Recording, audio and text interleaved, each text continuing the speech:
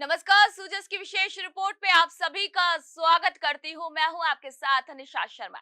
आज की इस खास रिपोर्ट में हम बात करेंगे प्रदेश में पेयजल आपूर्ति के बारे में, जिसको लेकर मुख्यमंत्री श्री भजनलाल शर्मा के नेतृत्व में राज्य सरकार लगातार कार्य कर रही है। आप सभी को बता दें कि मुख्यमंत्री श्री भजनलाल शर्मा के नेतृत्व में राज्य सरकार ने जल जीवन मिशन योजना के तहत अलवर जिले में पेयजल आपूर्ति को लेकर तेजी से काम करना शुरू कर दिया है। आइए आपको दिखाते हैं सूजस की इस खास रिपोर्ट को। अलवर सांसद श्री भूपेंद्र यादव जिस प्रोजेक्ट को शुरू करते हैं उसे तय सीमा में तैयार करने का लक्ष्य भी रखते हैं।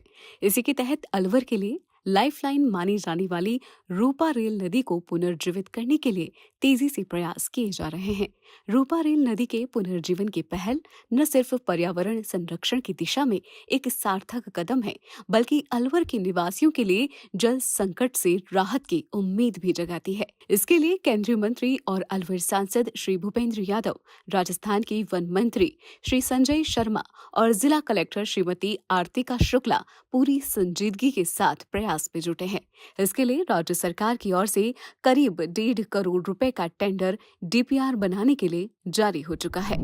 आप सभी की जानकारी के लिए बता दें कि अलवर के ग्रामीण विधानसभा क्षेत्र के नटनी का बारा से होकर निकलने वाली रूपा रेल नदी यमुना नदी की एक सहायक नदी है और इस नदी का उद्गम अलवर जिले के थानागाजी तहसील के टोड़ी गांव के पूर्व ढाल स्थित उदयनाथ की पहाड़ी से होता है। जी हाँ, ये नदी राजस्थान के 2 जिले अलवर और भरतपुर होते हुए उत्तर प्रदेश में प्रवेश करती है और आगरा और मथुरा के बीच यमुना नदी से जुड़ जाती है। रूपा रेल नदी 20वीं सदी के प्रारंभिक वर्षों में भरतपुर और अलवर में विवाद की एक वजह भी रह चुकी है। रियासत काल में रूपा रेल नदी के जल बंटवारे को लेकर अलवर के तत्कालीन महाराजा श्री राज ऋषि सवाई जयसिंह और भरतपुर के राजा कृष्ण सिंह के बीच समझौता हुआ था, जिसकी स्मृति में जय कृष्ण क्लब की स्थापना भी अलवर में हुई थी। इस नदी के पानी का बंटवारा नटनी का बारा से होता है। यहाँ से 55% पानी भरतपुर और 45% पानी अलवर को मिलता है। केंद्रीय मंत्री श्री भूपेंद्र यादव ने कहा कि मुख्यमंत्री श्री भजनलाल शर्मा के प्रयासों से अब इसे पुनर्जीवित करने का प्रयास किया जा रहा है।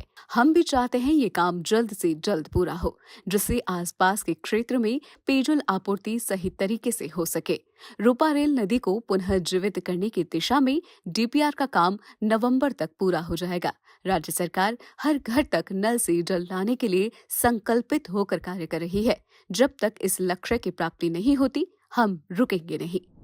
ऐसा है कि रूपा रेल नदी का पुनर्जीवन ये हमारा विषय है और रूपा रेल नदी का पुनर्जीवन के लिए इसके नदी के सभी प्रवाह मार्ग को ठीक करना ये एक बड़ा उद्देश्य है। जहाँ छोटे छोटे चैनल से नदी आती है वो पानी है, वो उद्देश्य है। और एक जो बड़ी योजना है जो ईआरसीपी योजना के अंतर्गत भी हम लोग नए एडिकेट बनाकर ईआरसीपी का पानी लाके पार्वती काली संख्या और रूपा रेल में जोड़ने का प्रयास कर रहे हैं। ये उसके लिए डीपीआर तैयार करने का एक बृहद लक्ष्य है। जिला कलेक्टर श्रीमती आरतिका शुक्ला के नेतृत्व में 7 विभाग मिलकर इस पर काम कर रहे हैं। हालांकि अभी तक रूपा रेल नदी का जिम्मा सिंचाई विभाग के पास था, लेकिन जिला कलेक्टर ने इस काम के लिए डीआईसी, सिंचाई विभाग, जिला परिषद, वाटरशेड, कृषि एवं नगर निगम के अधिकारियों की मीटिंग ली, जिससे व्यवस्थित तरीके से काम हो सके। इस परियोजना के तहत राज्य सरकार की ओर से लगभग 1.5 करोड़ रुपए का टेंडर डीपीआर तैयार करने के लिए जारी कर दिया गया है। ये डीपीआर ही आगे की समग्र कार्य योजना की नींव बनेगी, जिसके आधार पर नदी के पुनर्जीवन से जुड़े संरचनात्मक और पारिस्थितिकीय कार्य किए जाएंगे। पर्यावरणविदों और विशेषज्ञों का मानना है कि यदि रूपा रेल नदी को प्रभावी रूप से पुनर्जीवित किया गया तो यह न केवल अलवर में जल स्रोतों को पुनः भरने में सहायक होगी, बल्कि क्षेत्र की जलवायु, जैव विविधता और कृषि पर भी सकारात्मक प्रभाव डालेगी।